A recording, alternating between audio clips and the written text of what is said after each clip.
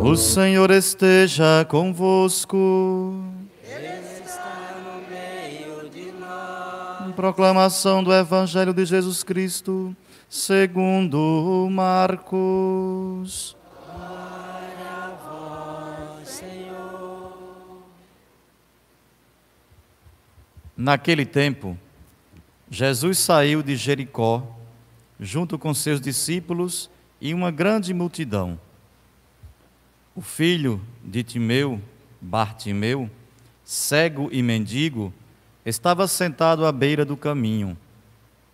Quando ouviu dizer que Jesus, o Nazareno, estava passando, começou a gritar: Jesus, filho de Davi, tende piedade de mim. Muitos o repreendiam para que se calasse. Mas ele gritava mais ainda: Filho de Davi, tende piedade de mim. Então Jesus parou e disse: Chamai-o. Eles o chamaram e disseram: Coragem, levanta-te, Jesus te chama. O cego jogou o manto, deu um pulo e foi até Jesus. Então Jesus lhe perguntou: O que queres que eu te faça? O cego respondeu: Mestre, que eu veja. Jesus disse: Vai, a tua fé te curou. No mesmo instante, ele recuperou a vista e seguia Jesus pelo caminho. Palavra da salvação. Glória a vós, Senhor. Aleluia, aleluia, aleluia, aleluia, aleluia, aleluia, aleluia, aleluia, aleluia, aleluia, aleluia.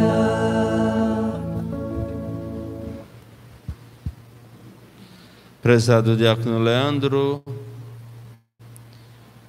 querido povo de Deus, hoje, no 30º domingo do tempo comum, já quase encerrando o ano litúrgico, que é composto de 34 semanas, nós já estamos na 30ª. O profeta Jeremias foi sempre considerado o profeta sendo anunciador dos infortúnios, das desgraças. Por isso que até alguns reis, vez por outra, não gostavam muito de consultar Jeremias, não. Diz que ele tem sempre uma desgraça para me anunciar, então eu não vou consultá-lo. E, na verdade, Jeremias acabava anunciando muitos infortúnios, porque o povo não ouvia bem a palavra de Deus. Eu gosto de fazer uma comparação com aqueles conselhos que pai e mãe costumam dar aos seus filhos. E às vezes o filho ou a filha ali não estão nem escutando aí. E muitas vezes diz assim: ah, isso era no seu tempo. Ou seja, chamou o pai ou a mãe de velho, né? Isso era no seu tempo, nosso tempo não é mais assim não. E quando quebram a cara, voltam para quem resolveu o problema? Pai ou mãe. E vez por outro, o próprio pai ou mãe diz: olha, eu não te disse? Zangado, né? Vez por outra passa até na cara mesmo. Eu lhe havia dito isso e outro, não deveria ter feito. Mas você foi teimoso ou teimosa.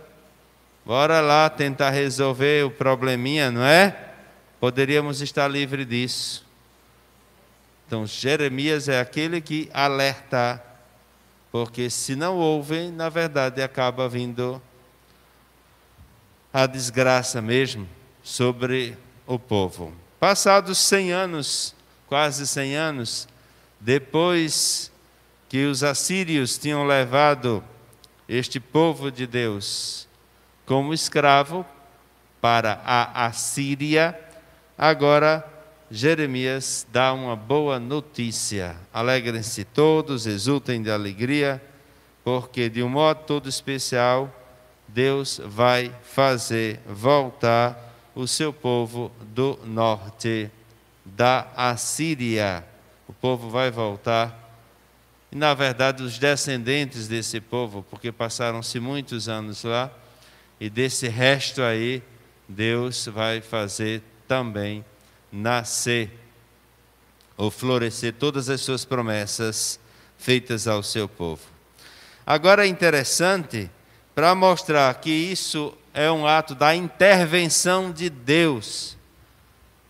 Qual é o povo que volta? Aleijado, cego, mulher grávida e parturiente. Mulher que acabou de dar à luz. Venhamos e convenhamos, é um povo totalmente dependente. Porque se precisar de pressa, nenhum desse aí vai não. Mulher grávida de 7 meses correndo, só a graça, né? Só a graça. Mas não corre mesmo. Anda depressa. Depois, a mulher que acabou de dar à luz, tem até aquele período que as mulheres chamam.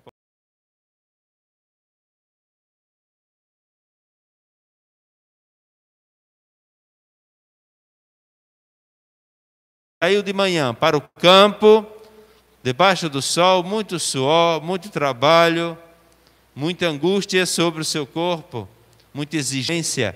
Mas no final das contas, quando chega o tempo calculado da plantação e chega a colheita, ele volta para casa com os feixes na cabeça, nos ombros. O Senhor fez por nós maravilhas, grande alegria, valeu a pena ter suado. Estou colhendo agora os frutos do meu trabalho. A carta aos Hebreus, muitos dos cristãos que vieram do judaísmo, vez por outra, sentiam falta do culto celebrado no templo de Jerusalém.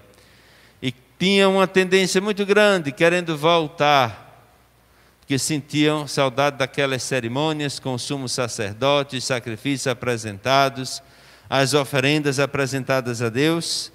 Então o autor da carta aos Hebreus diz que nós temos um sacerdócio, ou um sumo sacerdote, muito mais elevado do que aquele que estava no templo do Antigo Testamento. E este sumo sacerdote é o próprio Jesus Cristo, chamado por Deus Pai, enviado por Deus Pai, preparado por Deus Pai, enviado à humanidade. E antes ele faz uma retrospectiva do que é necessário para ser sacerdote. Ser homem, ser humano, não precisa ser anjo não, é ser humano. Inclusive tem muita gente que diz, não me confesso com o padre não, porque ele é homem como eu, e logicamente também tem as mesmas fraquezas que eu possa ter. Afinal de contas é um ser humano. A carta aos Hebreus nos diz assim, todo sumo sacerdote é tirado do meio dos homens e é instituído em favor dos homens nas coisas que se referem a Deus, para oferecer sacrifícios, oferendas, o culto diante de Deus, pelo povo. E depois ele vai dizer, sabe ter compaixão dos que estão na ignorância e no erro, porque ele mesmo está cercado de fraqueza. Se fosse um anjo que fosse sacerdote, pode ter certeza, na primeira confissão que nós realizássemos diante dele, nós seríamos comidos pela espada, ao meio, porque a natureza angelical perfeita não suportaria as nossas fragilidades. Então, por isso que os sacerdotes são tirados, sim, do meio. É um chamado de Deus, é chamado de Deus. Ninguém tem direito de ser sacerdote. Eu não posso exigir. Eu quero que a igreja me ordene, porque eu tenho direito, eu quero. Tem não, mas não tem mesmo. É um chamado de Deus. Um sim que nós damos a Deus na igreja. E, logicamente, aí tem que corresponder também com toda a preparação que a própria igreja apresenta para aquele que sentiu-se chamado. Tem que ter uma resposta ao projeto de Deus na igreja fundada por nosso Senhor Jesus Cristo. E, logicamente, aí, com toda a humanidade, com toda a oração, com toda a devida preparação para apresentar ao Pai o povo que Ele lhe confiou. Então nós, sacerdotes do Novo Testamento, estamos simplesmente como ministros de Cristo. Ele é o sumo e eterno sacerdote, é Ele. Nós fazemos as vezes dele, conforme o seu envio, conforme o seu chamado. Mas verdadeiramente temos que, entendendo as nossas fragilidades, Ele entendeu a nossa fragilidade, Ele assumiu a nossa condição humana, Ele chorou como nós, Ele sofreu como nós, Ele foi tentado e venceu e nos mostrou como vencermos as tentações. Então Ele tem essa capacidade de nos apresentar ao Pai. Ele é o nosso Salvador, o sumo e eterno sacerdote. Nós só somos sacerdote nele, por ele e com ele. Por fim, nos é apresentado o Evangelho de hoje, a cura de Bartimeu, o filho de Timeu. Jesus saindo de Jericó, em meio àquela multidão, como nós já havíamos dito, o cego desenvolve outros sentidos, aguça sobretudo os ouvidos. Ouvindo o barulho ali, diz: alguma coisa estranha está acontecendo. O que é que está acontecendo? Alguém vai dizer para ele: olha, é Jesus, o Nazareno, que está passando. Então ele, ouvindo e sabendo que é Jesus, ele grita, porque já ouviu a respeito de Jesus, as obras que Jesus realizava, ele quer participar delas também em benefício dele, porque é cego, é limitado. Precisa de alguém que leve ao Mestre. Por isso ele pede socorro, grita. E tem alguém seguindo a Jesus, tem alguém na multidão seguindo a Jesus, que ao invés de ajudar, atrapalha. Cala-te, não incomoda não. Aí eu queria falar com o padre: hoje ele não pode não. Pode não, mas não dá nem para ver tentar. Não, ele já está saindo. O povo lá nas nossas paróquias, eles chamam assim, os donos ou as donas da igreja. São os seguidores de Jesus, mas não estão nem aí para aqueles que querem se aproximar de Jesus. Na igreja existe muita gente assim. Começa de cardeais que querem atrapalhar a vida missionária da igreja. Começam de bispos que não ensinam aquilo que a igreja pede e muitas vezes tomam muito mais parte ou partido, no sentido de partidos políticos mesmo. Tantos e tantos bispos estão na igreja porque não tinham a capacidade de ser eleitos, prefeitos, deputados, alguma coisa, o povo não votou para escolher, aí parece que quer fazer obras sociais dentro da igreja. Ao invés de levar a palavra de Cristo, não, muitas vezes leva o sentido e a politicagem de alguns partidos políticos. E é triste. A igreja, claro, deve cuidar do homem na sua totalidade. Na sua totalidade mesmo. Corpo e alma. Não adianta a gente também só rezar, ver o irmão passando fome e não socorrê-lo. Eu vou rezar por ti, viu? Tem a irmãzinha que diz assim: eu vou rezar por ti. A pobre da outra está se tremendo de tanta fome, esperando a oração da irmã. Mulher, tu que tem conhecimento, vai aos irmãos e vê a necessidade do teu próximo e socorre-o, porque depois não adianta chorar por ele não. Tem que unir os dois. Oração. Orar e agir. Ora et labora. São Bento. Então, de um modo todo especial, ver as necessidades dos outros. Jesus, filho de Davi, tende piedade de mim. Ao invés de repreender, levá-lo a Cristo. Aí aquele, não tendo ninguém por ele mesmo, ele grita mais forte ainda. Como se dissesse: deixa-me falar ao menos. Ouvindo, Jesus provoca inclusive a própria multidão na fé daquele cego. O que é que tu queres? Senhor, que eu veja. Outro texto diz: Senhor, que eu veja novamente, que eu volte a ver. A experiência que esse homem teve de Cristo fez com que ele depois fosse discípulo e missionário. Começou a seguir a Jesus depois que recuperou a vista. A vida de pecado nos deixa cegos, muitas vezes até isolados. Nós não vemos as maravilhas que Deus pode nos apresentar, nos anunciou. Somos às vezes cobertos pelo manto do pecado. É necessário jogar esse manto fora, fazer a experiência de Cristo e a partir daí, vendo, começar a segui-lo e anunciá-lo.